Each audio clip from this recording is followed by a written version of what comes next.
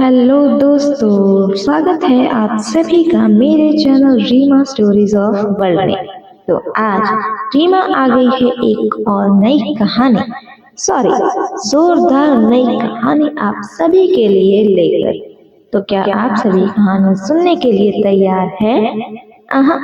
सबसे पहले अगर चैनल पर नए हैं तो सब्सक्राइब कर दे और बेल आइकॉन दबा दे और कहानी पूरी लास्ट तक सुने, क्योंकि कहानी के एंड में है एक धमाकेदार ट्विस्ट जो कि आप सभी को हिला कर रख देगा।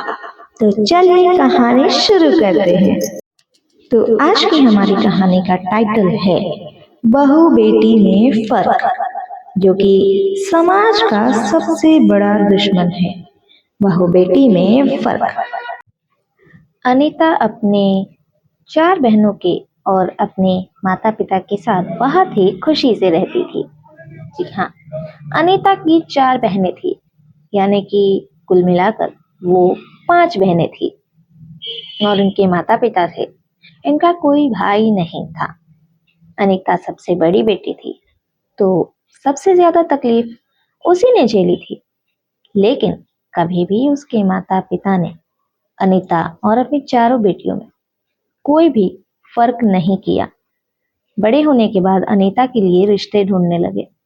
किस्मत से एक अच्छा रिश्ता मिल भी गया और वहां पर अनीता की एक ननद थी और बस ननद का एक भाई, यानी अनीता का होने वाला पति।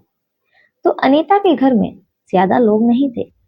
अनीता के माँ बाप बेफिक्र हो गए कि जैसे हमने अपनी बेटियों में फर्क नहीं किया, वैसे ही ससुराल में भी कोई नहीं है जिसके लिए इसके सास ससुर से दुख दे। और ये रिश्ता तय हो जाता है। शादी भी अनीता की हो जाती है सुरेश के साथ। अब जानिए आगे की कहानी। अनीता का गृह प्रवेश बहुत ही धूमधाम से होता है। इसके बाद बहुत दिन बीतने लगे। अनीता बहुत ही खुश रहती थी अपने ससुराल में, क्योंकि उसकी ननद उस वक्त शादी बिताते ही अपने कोर्स के लिए यूनिवर्सिटी चली गई थी, जो सिर्फ 3 महीने का ही बाकी था, इंजीनियरिंग का कोर्स। और जैसे ही उसकी ननद इंजीनियरिंग का कोर्स करके वापस आती है, ये क्या होने लगा, अनीता की सास अपना सारा ध्यान सिर्फ अपनी बेटी को देती थी। अनीता पर ना तो ध्यान देती थी, ना उसकी कोई बात सुनती थी। यहाँ तक कि अगर अनीता अपनी ननद से एक गिलास पानी भी मांग ले तो घर में उसकी सास बवाल कर देती थी। बताओ कैसी घर की आई हो तुम? तुम्हारे घर में तो तुम्हारा भाई है नहीं जो तुम्हारी भाभी आती है और तुमको अच्छे से रखती, तो समझ में आता तुमको कि हाँ भाभी क्या होनी चाहिए। पर हमारे घर में ये सब नहीं चलता। रीता तुम्हारी ननद है और भला ननद से कोई पानी मांगता है क्या? आज के बाद से तुम इसके पैर दबाओगी रोज रात को, लेकिन ये तुम्हारे लिए कुछ नहीं करेगी। ये इस घर की बेटी है और तुम बहू हो। पहली बार अपनी सास के मुंह से इतने कड़वे शब्द सुनकर अनीता को बहुत बुरा लगा। वो कमरे में जाकर बहुत रोती है। शाम हो जाती है। उसका पति जब घर आता है, वो देखता है कि अनीता रो रही है। वो पूछता है कि आखिर बात क्या है। तब अनीता सारी चीजें बताती है कि जब से ननद जी आई है, माँ जी सिर्फ उन्हीं के साथ है। पहले तो मुझे बहुत मानती थी, पर वो बहू बेटी में बहुत फर्क कर रही है। वो कर रही है कि बेटी है तो कुछ नहीं करेगी और मैं बहू हूँ तो मैं ही सब करूँ। कोई मैंने ननद जी से घर का काम तो नहीं बोला। मुझे खाना खाते वक्त खांसी आई तो मैंने बस एक गिलास पानी ही मांगा। इस बात को लेके माँ जी और ननद जी ने बखेड़ा खड़ा कर दिया। और तो और ससुर जी भी चुप रहे, उन्होंने भी कुछ नहीं कहा। इस बात पर अनीता का पति सुरेश जवाब देता है, देखो अनीता, तुम इस घर की बहू हो और हमारे यहाँ सारी जिम्मेदारी बहू पर होती है, बेटी पर नहीं। भला तुम कैसे इतना चिढ़ सकती हो? तुम समझ लो कि अब ये घर तुम्हारे हाथ में है। तुम जैसा इसे चलाओगी वैसा ही चलेगा। अनीता को उसके पति की बात बुरी लगने लगती है और कहती है कि आप भी इन्हीं लोगों जैसे हैं। आपकी सोच भी यही है कि घर की बहू हूं तो मैं करते करते मर जाऊं और कोई मेरी कद्र ही ना करे। तब उसका पति उसे समझाता है, नहीं, मेरे कहने का मतलब तुम समझी नहीं। देखो अनीता, समझो, इस घर की तुम बहू हो। जब सब लोग कह रहे हैं कि सारा काम तुम्हें करना है, तो तुम सोच सकती हो कि घर की सारी जिम्मेदारी सिर्फ तुम पर है। तुम चाहो तो बिना कुछ बोले ही सबसे सब काम करवा सकती हो, सबको अक्ल दिलवा सकती हो। तुम चाहो तो रीता की शादी की उम्र हो गई है, उसकी शादी भी करवा सकती हो और वो यहाँ से चली भी जाएगी, तुम्हें कोई तकलीफ भी नहीं होगी और उसे भी अक्ल आ जाएगी कि ससुराल में कैसे काम करना पड़ता है। अनीता समझ चुकी थी कि उसका पति उसे क्या कहना चाहता है। अब अनीता ने बिल्कुल वही किया। घर का सारा काम चुपचाप करती थी और धीरे धीरे सासू माँ से बात करना शुरू किया। माँ जी, आप तो कहती है कि मैं घर की बहू हूँ और मुझे ही घर का बुरा भला सोचना है, तो ननद जी की शादी के बारे में आपका क्या विचार है?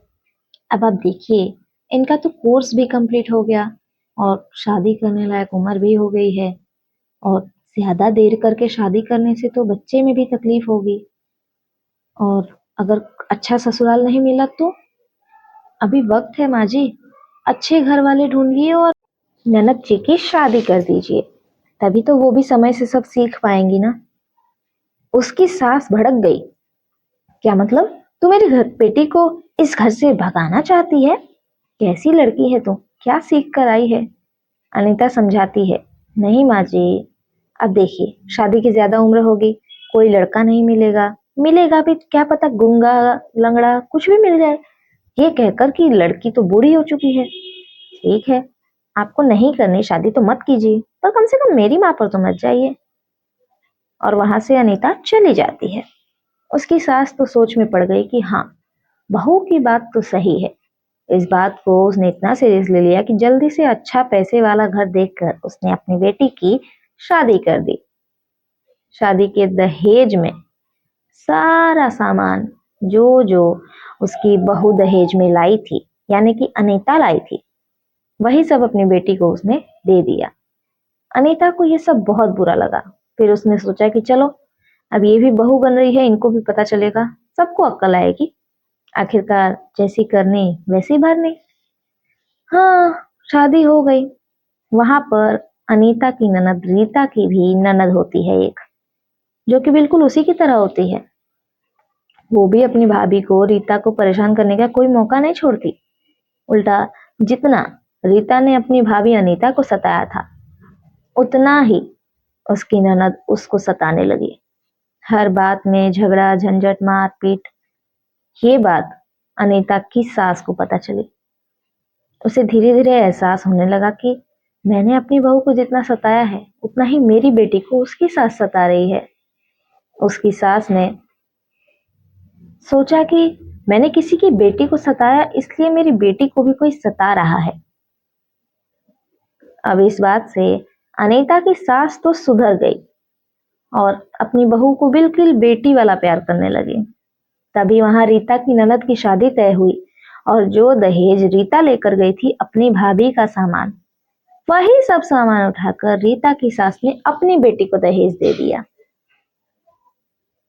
तो हुआ ना, जैसी करनी वैसी भरनी। जैसा इन लोगों ने अपनी बहू और भाभी के साथ किया, ठीक वही रीता के साथ उसके ससुराल में हुआ।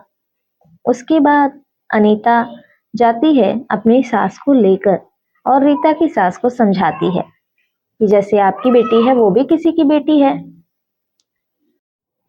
लेकिन तब रीता की सास को अक्ल नहीं आती। लेकिन हाँ, कहते हैं ना, समय का पहिया घूमता रहता है।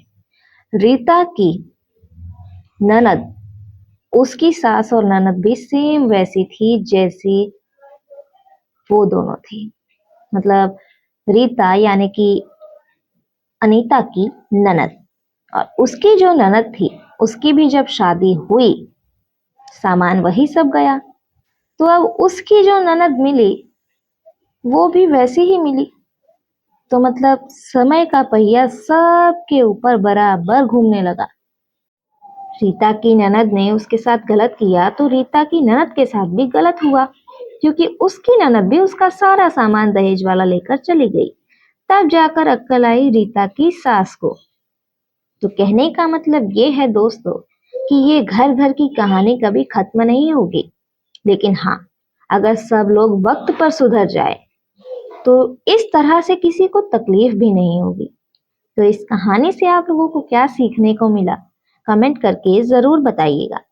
और अगर कहानी अच्छी लगी हो तो वीडियो को लाइक करें और शेयर करना तो बिल्कुल भी ना भूलिए। और अभी तक अगर सब्सक्राइब ना किया हो तो जल्दी से सब्सक्राइब कर लीजिए, ताकि हमारी अगली वीडियो की नोटिफिकेशन आप तक पहुंचे सबसे पहले।